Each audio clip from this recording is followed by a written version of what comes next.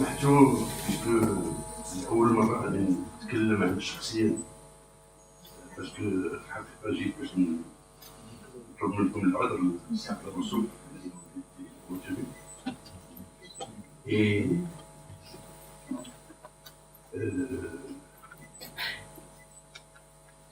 je crois que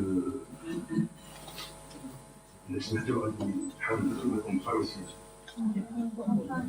Donc je sois très clair.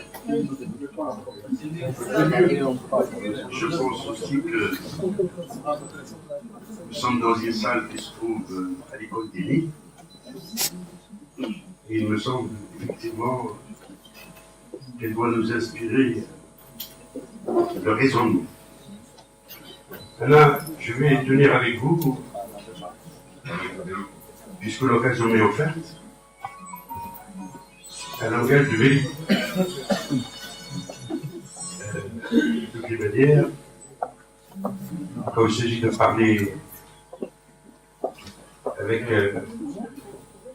l'immigration marocaine, quel que soit le pays dans lequel j'ai pris la parole, sauf en France, je ne sais pas faire autrement que de parler un langage de vérité. Parce que ici, je n'ai aucune fonction, je ne suis pas un fonctionnaire, je ne suis pas un diplomate, je suis encore moins un homme politique. Donc j'attends aucun suffrage, j'attends que personne ne vote pour moi, quoi que ce soit.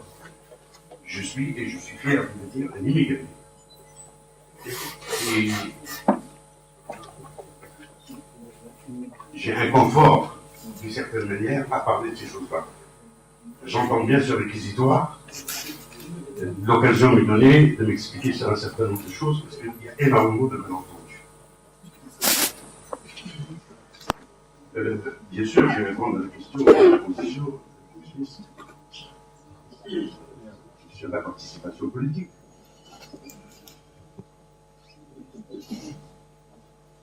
Mais je trouve que cette question de participation politique, depuis la naissance de Moujlis, a fini par appauvrir complètement la réflexion que vous pouvez avoir sur la question de l'immigration. Parce que je pense que si on devait faire un sondage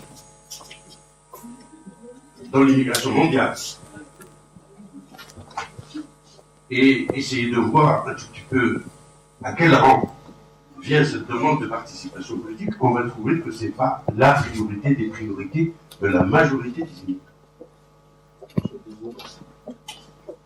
Mais, incontestablement, c'est une demande forte et il m'arrive très souvent, et là c'est le sociologue qui va parler, le sociologue qui a beaucoup travaillé sur la question de l'immigration. En fait, en réalité, je vous dis une vérité, une confidence. Moi, comme j'étais en France, je connaissais l'immigration. J'ai beaucoup travaillé sur ce concept. J'ai consacré quelques ouvrages, quelques articles à cette question, mais je ne connaissais pas les immigrés. C'est grâce au CCME que j'ai appris ce que c'est. Donc je connaissais le Mostala, le concept, les ressorts d'ILO. J'ai beaucoup travaillé sur l'immigration française, sur l'immigration européenne.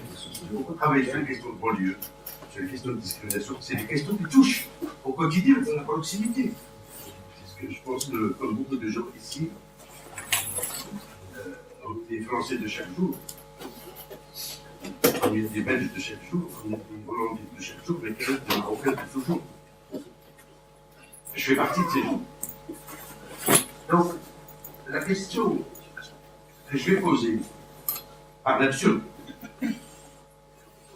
c'est de dire depuis quand date la demande de participation politique de l'immigration. Depuis quand s'est exprimée cette demande de la participation politique, non pas en France, en Belgique ou en Hollande, mais au Maroc, à ma connaissance, cette demande n'existait pas avant 1984 que j'ai libre. Il n'existait pas. On était à l'époque étudiant, on était à l'UNAM. Je connais quelques visages ici qui étaient etc. Il y avait effectivement, je dirais, globalement, les Américains qui depuis 1975 encadraient l'immigration marocaine parce que c'était un outil de l'État marocain pour encadrer l'immigration, notamment européenne, qui a outrepassé parfois ses prérogatives en tant qu'outil d'accompagnement, qui devenait un outil de contrôle. Mais l'amicale elle-même ne demandait jamais de participation politique.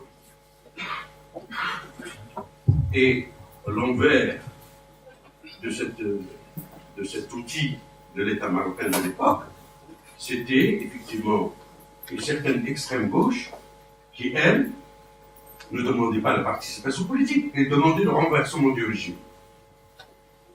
Ça, c'est l'histoire. Je n'invente pas. Elle est comme ça.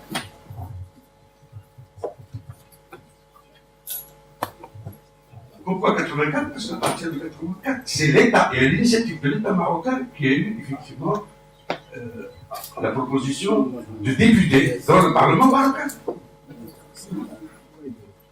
Et on a choisi 5 députés, dont une des figures les plus emblématiques du syndicalisme marocain en France, qui faisait carrément bloquer, je dirais, les chaînes d'automobile, qui les haute à raser. Et donc, à partir de 84, il y a eu 9 députés.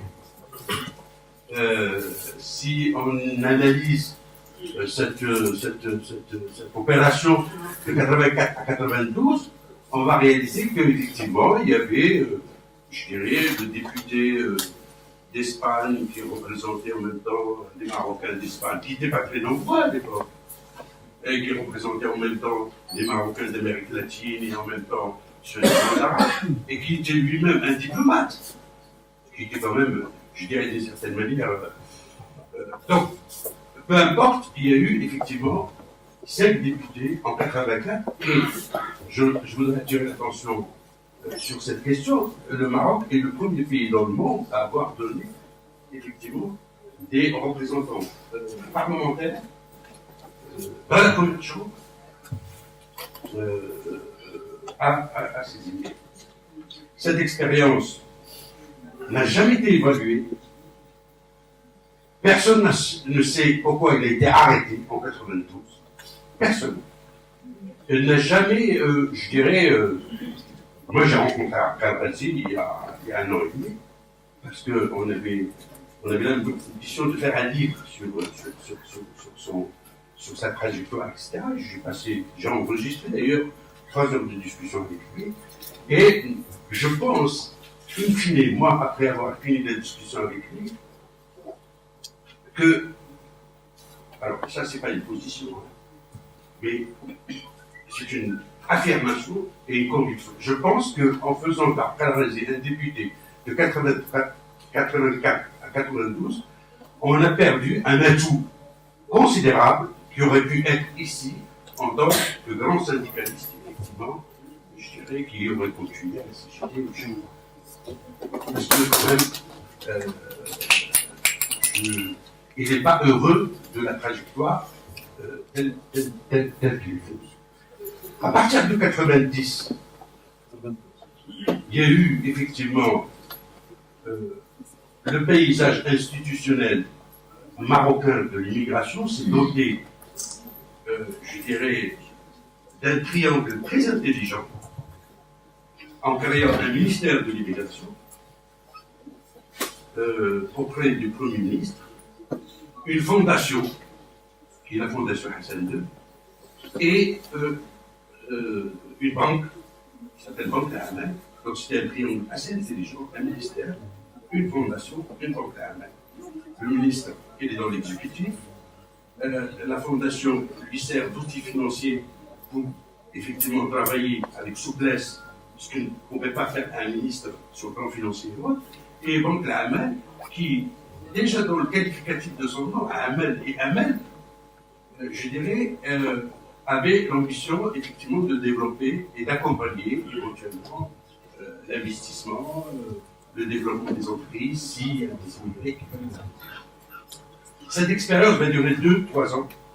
Après, on va pratiquement l'arrêter, puisqu'il y avait un ministre, et moi je dois le dire aujourd'hui, qui s'appelait Daoui, qui me semble-t-il, si on analyse bien les choses, a construit l'échafaudage sur lequel travaille encore aujourd'hui le Maroc, avec ses immigrés. Et cette expérience va durer 2-3 ans. Après, on va Daoui, après il y aura un petit ministre qui s'appelle Walwardi, qui vient du ministère des Affaires étrangères. Après, effectivement, il y a un ministre dont personne ne se souvient plus, qui s'appelle Gabon, qui va passer pour 1 ou 6 mois. Et après, ce ministère va disparaître. Jusqu'à l'arrivée du gouvernement Yousfi d'alternance en 1998. Et le gouvernement Yousfi ne va pas nommer un ministère de l'éducation. Il va créer une commission interministérielle qui vient d'être réactualisée fortement par Simone Kéret. D'ailleurs, en la réactualisant, il y a beaucoup de gens qui ont commencé à spéculer en disant « ouais, bon, il va enlever les prérogatives de justice, etc. » Il y a beaucoup de gens qui spéculent. Il y a des gens que j'ai vus la semaine dernière, ils ont sorti un truc, les gens du PAM, en disant « oui, le CCME va venir discuter avec le Maroc Développement, avec le PJD, donc désormais le PAM est le seul qui défend le droit de vote des immigrés. » On est dans l'irrationnel le plus absolu. En sachant qu'on est quand même dans une société qui est la société française, qui est où on a beaucoup à apprendre sur le sens politique, sur ce que c'est que... Bref, je reviendrai là-dessus.